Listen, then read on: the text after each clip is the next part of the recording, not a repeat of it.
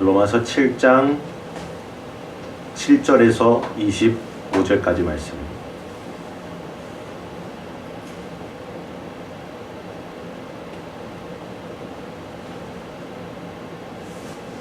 로마서 7장 7절에서 25절까지 말씀. 한 줄씩 교독해서 읽겠습니다. 제가 먼저 읽습니다. 그런즉 우리가 무슨 말을 하리요? 율법이 죄냐? 그럴 수 없느니라. 율법으로 말미암지 않고는 내가 죄를 알지 못하였으니 곧 율법이 탐내지 말라 하지 아니하였더라면 내가 탐심을 알지 못하였으리라. 그러나 죄가 기회를 타서 계명으로 말미암아 내 속에서 온갖 탐심을 이뤄나니 이는 율법이 없으면 죄가 죽은 것입니다.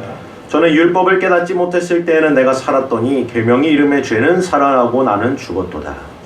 생명이 이르게 할 그 계명이 내게 대하여 도리어 사망에 이르게 하는 것이 되었도다. 죄가 기회를 타서 계명으로 말미암아 나를 속이고 그것으로 나를 죽였는지라. 이로 보건대 율법은 거룩하고 계명도 거룩하고 의로우며 선하도다. 그런즉 선한 것이 내게 사망이 되었느냐? 그럴 수 없느니라. 오직 죄가 죄로 드러나기 위하여 선한 그것으로 말미암아 나를 죽게 만들었으니 이는 계명으로 말미암아 죄로 심히 죄되게 하려 함이라.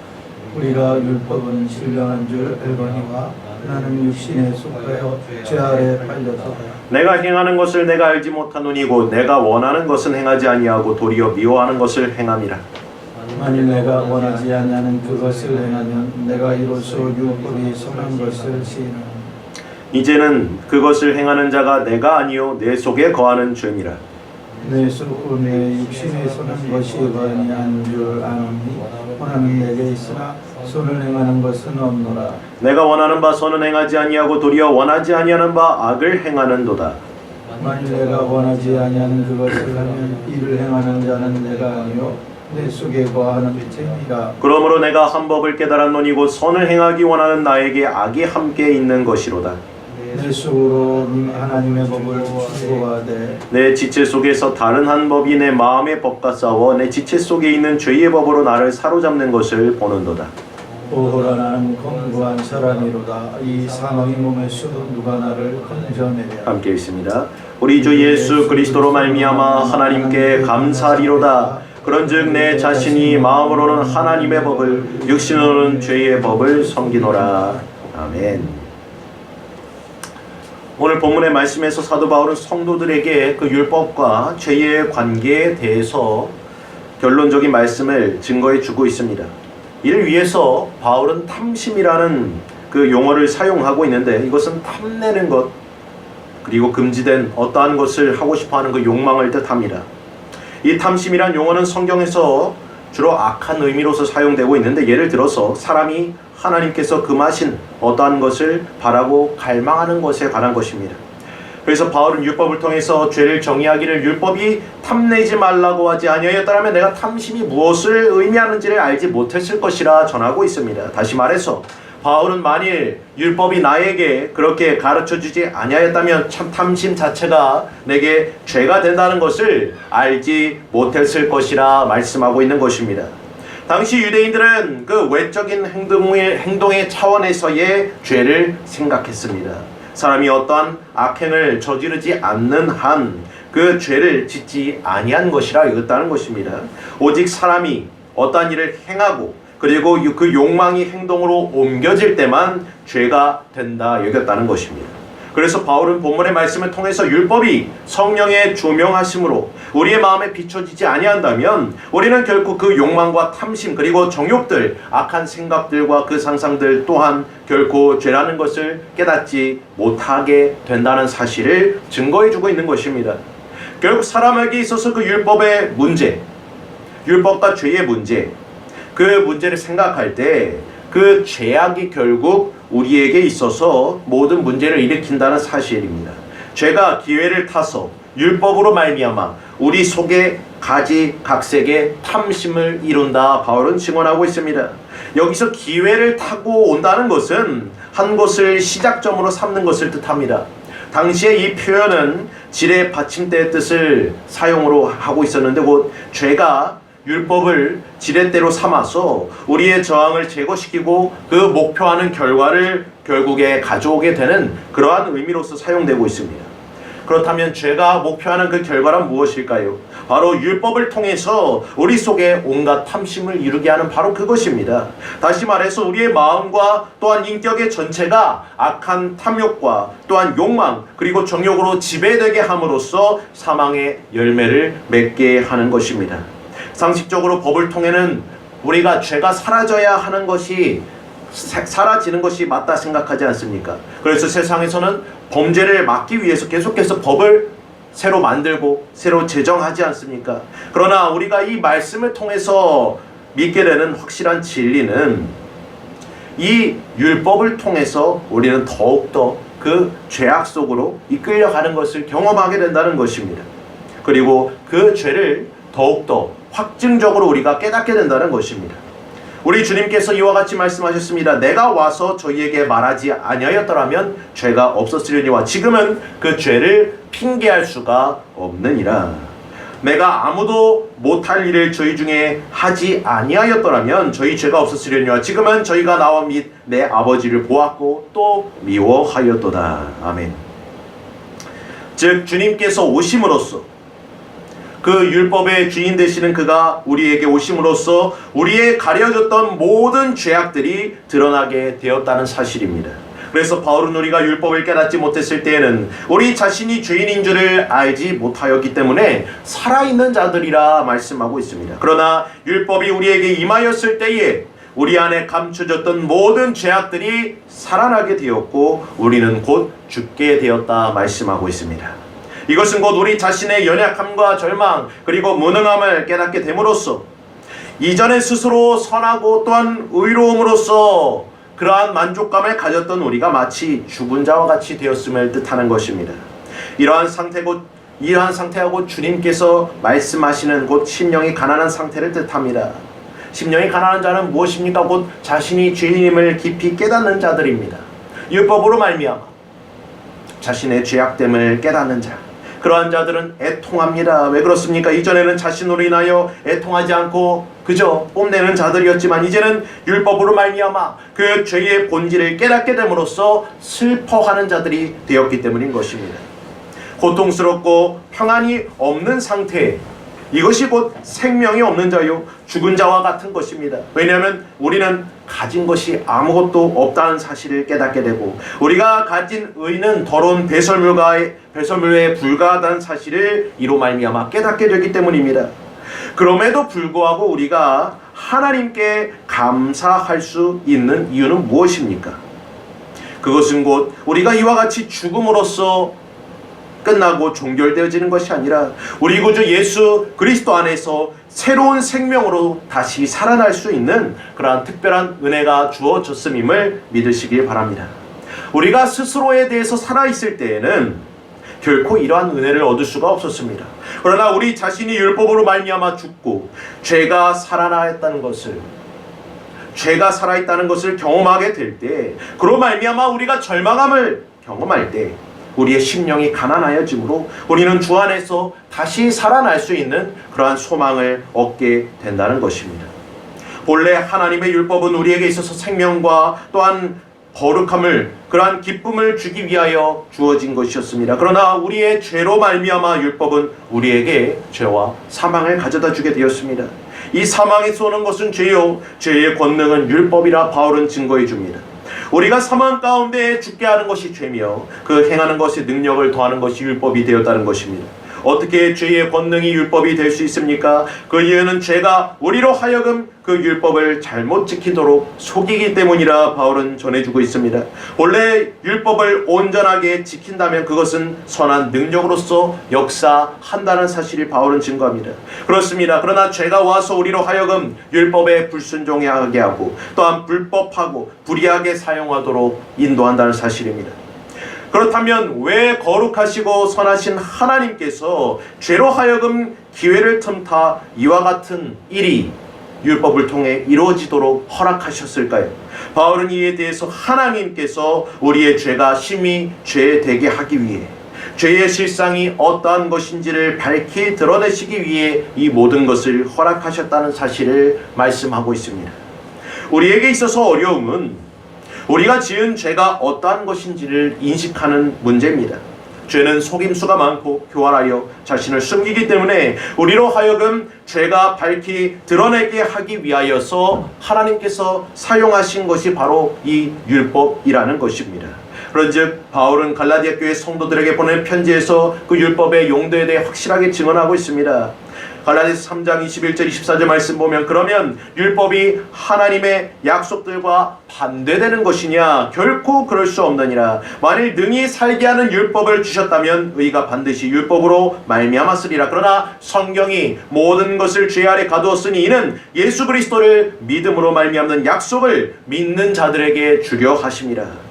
믿음이 오기 전에 우리는 율법 아래 매인 바 되고 계시될 믿음의 때까지 갇혔느니라. 이같이 율법이 우리를 그리스도께 인도하는 초등교사가 되어 우리로 하여금 믿음으로 말미암아 의롭다함을 얻게 하려 하심이라. 아멘. 다시 말해서 이 율법이 우리에게 주어진 것은 우리에게 있어서 구주 예수 그리스도로 말미암는 그 하나님의 은혜와 사랑, 그분의 의, 그리고 그 구원이 반드시 필요함을 깨닫게 하기 위함이라 말씀하고 있는 것입니다. 이것이 곧 우리의 생명을 위하여 주어진 하나님의 율법의 본래의 목적이라는 사실을 우리는 기억해야 할 것입니다. 사랑하는 성도 여러분, 이 율법은 이처럼 바울이 전하는 바대로 우리를 그리스도께로 인도하는 선생으로 주어졌습니다. 우리를 영생에 이르게 할 수는 없지만 우리를 구세주께로 인도하여 줍니다. 또한 우리가 육신의 죄에게 종노릇하고 있었을 때 율법으로 말미암는 죄의 정욕과 탐심은 우리에게 역사하여 우리를 사망의 열매를 맺게 하는 도구가 되었지만 믿음으로 말미암아 우리 속에 하나님의 영이 거하시는, 믿음으로 말미암아 영접하는 자, 그 이름을 믿는 자, 그러한 자들에게 하나님의 자녀가 되는 그 권세가 주어짐으로 말미암아 하나님의 영이 우리에게 거하심으로써 우리는 그리스도의 사람이 되었음을 믿어야 한다는 것입니다. 우리가 모두 하나님께 감사할 이유는 더 이상 이전의 율법과 즉 죄의 관계에 속함으로써 사망의 열매를 맺던 자리에 있지 않은 존재들이 되었기 때문입니다. 이제는 하나님께 대하여 열매를 맺기 위해 그리스도의 신부들이 되었다는 사실을 바울은 증언해 주고 있습니다. 그렇기 때문에 우리는 열매 맺을 수 있고 반드시 그러한 열매를 맺어 나아가는 자들이 되어야 한다는 것입니다. 물론 우리가 하나님께 대하여 열매를 맺고자 할 때 예외 없이 죄는 우리와 함께하여 그러한 죄악의 자리로 끊임없이 우리를 인도할 것이라 우리는 그러한 증언을 또한 보게 됩니다. 본문 21절 말씀 보면 내가 한 법을 깨달았노니 곧 선을 행하기 원한 나에게 악이 함께 있는 것이라 말씀하고 있습니다. 우리가 하나님께 대하여 선을 행하고자 하는 그러한 확실한 마음을 품은 만큼 거기에는 죄로 말미암는 탐심 또한 함께 도사리고 있다는 것입니다. 본래 율법으로 인해 죄를 깨닫지 못하는 자리에서 이제 우리의 속사람은 하나님의 율법을 즐거워하며 기뻐하는 자리로 인도함을 받게 되었지만 우리 지체 속에 한 다른 법이 있는 것을 또한 함께 발견하게 되었다는 것입니다. 다시 말해 이는 마음의 법과 싸워서 우리 속에 있는 죄의 법 아래로 우리를 사로잡는 그러한 것을 우리가 경험하게 됨을 바울은 증거해 주고 있습니다. 그렇습니다. 우리는 마음으로는 하나님의 법을 순종하고자 하는 마음이 있습니다. 그분께 열매 맺고 싶어 합니다. 그러나 이 다른 법이 있다는 것을 함께 우리는 깨닫게 됩니다. 우리 그 법은 모든 힘을 동원해서 우리가 하고자 하는 일을 방해하고 우리의 마음의 일을 방해하고 정반대의 일을 하게끔 인도한다는 것입니다. 우리 속에 일어나는 이러한 싸움을 우리는 매일과 같이 경험하게 되지 않습니까? 이것은 우리가 하나님의 나라에 임하기까지 계속되어질 투쟁입니다. 그리스도인으로서 우리의 본성은 주님의 계명에 순종하고자 하는 마음이 있지만 열망하지만 죄된 우리의 본성의 잔재는 아직도 남아서 계속해서 우리를 그 타락의 늪으로 끌고 가고자 한다는 것입니다. 그런즉 우리는 바울의 고백과도 같이 이러한 탄식을 할 수밖에 없습니다. 오라 나는 공고한 사람이라. 이런 비참한 탄식이 우리에게 흘러나올 수밖에 없다는 것입니다. 하지만 그럼에도 불구하고 우리는 또한 바울의 고백과도 같이 하나님의 은혜 가운데 우리 구주 예수 그리스도로 말미암아 하나님께 감사하리로다라는 그러한 찬송의 고백이 흘러나올 수밖에 없습니다.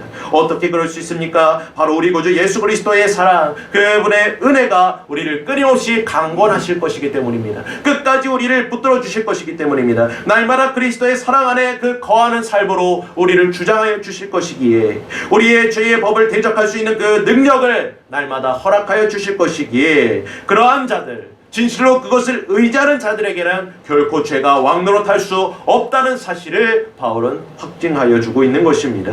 그래서 바울은 성도들이 그리스도의 사랑 안에서, 너희가 그 사랑의 법 안에서 살아간다면 날마다 새로운 피조물로서 거듭나 그러한 생명으로서, 새로운 생명으로서 살아가게 될 것을 강력하게 증언하여 주었던 것입니다. 참된 그리스도인들은 그분의 보혈로서 항상 죄 사함과 씻김을 받을 수 있는 자들이기에 주님의 영광을 바라며 그분의 형상, 그분의 영광스러운 형상을 따르며 점점 더 닮아가는 그러한 삶을 살아갈 수 있는 자들이란 사실을 증거하여 주고 있는 것입니다.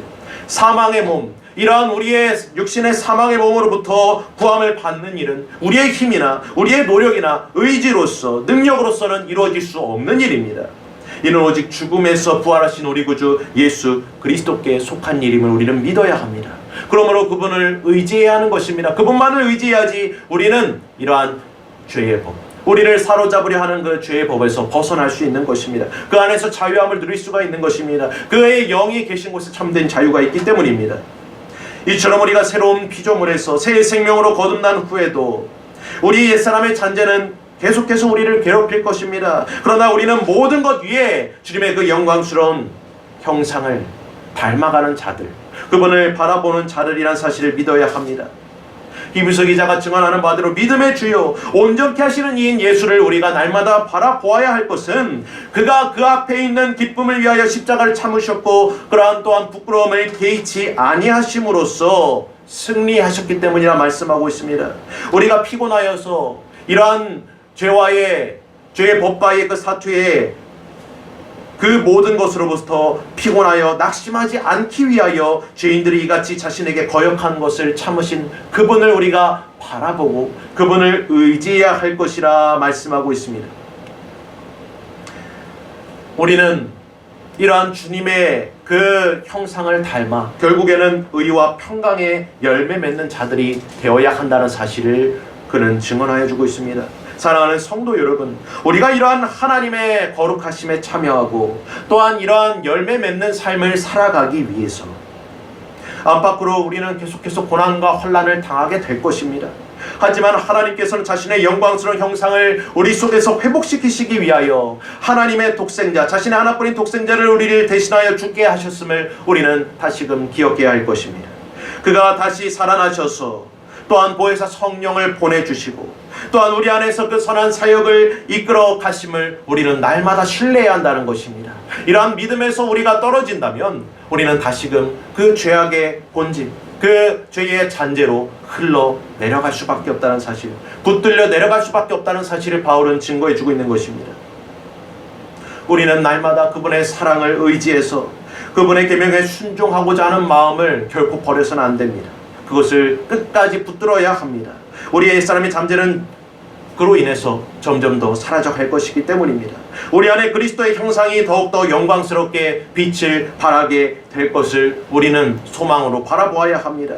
우리는 주님에 있는 그 모습 그대로를 바라보며 또한 그분을 온전히 닮아가게 될 것을 그로 말미암아 기뻐하는 그러한 감사의 삶을 살아가는 자들이 되어야 할 것입니다.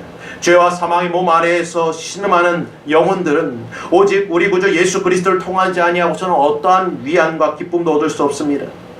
우리의 구세주 외에는 우리를 건져낼 자가 없습니다.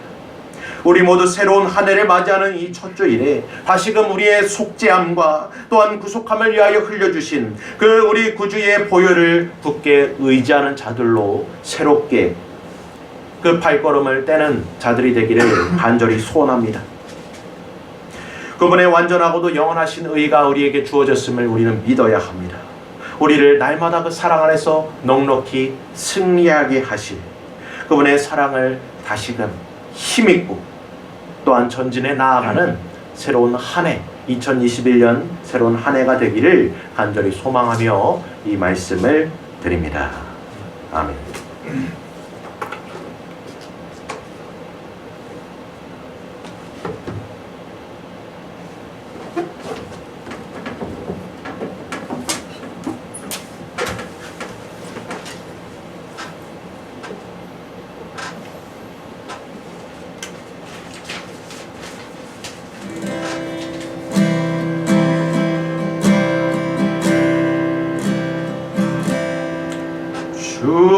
주보혈 날 정결케 하고 주보혈 날 자유케 하니 주 앞에 나 예배하는 이 시간 나의 모든 것을 주께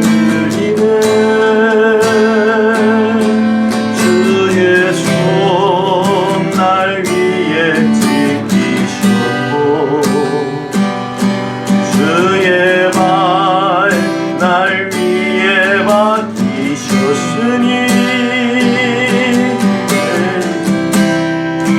내가 사는 것이야